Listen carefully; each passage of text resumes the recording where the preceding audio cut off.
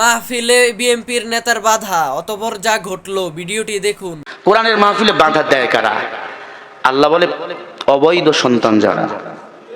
সেভাবে আর জালসা চলবে না, কোরআন থেকে কথা বলা সব বক্তব্য না দিই মানুষ যাতে হৃদায়ত নামাজ পড়ে সারা বক্তব্য দিলেন ফজরের নামাজ কেউ করলেন না, তাহলে আপনার বক্তব্য সার্থক। আচ্ছা, পাকিস্তান বানাচ্ছে এটা কেমন কথা? জিন্দাবাদ জিন্দাবাদ করার দরকার। জিন্দাবাদ মানে অর্থ বোঝেন?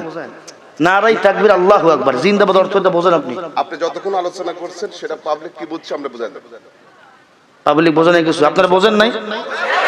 আমি আলোচনা করতেছি কি কিসের বিষয় উপরে? আমানুত তাকুল্লাহ, মুমিন কাকে ভয় করে? আরো জোরে বলেন। যার ভিতরে আল্লাহর ভয় ঢুকবে সে আল্লাহু আকবার স্লোগান দিবে, এটাই তো স্বাভাবিক। আল্লাহু আকবার মানে আল্লাহ বড়। আল্লাহু আকবার স্লোগানের বিরুদ্ধে কথা বলতে পারে?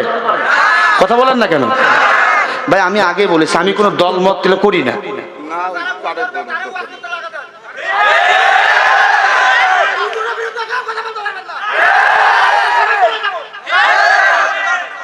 বুঝছেন, আমি ভাই কোরআন থেকে কথা বলতেছি।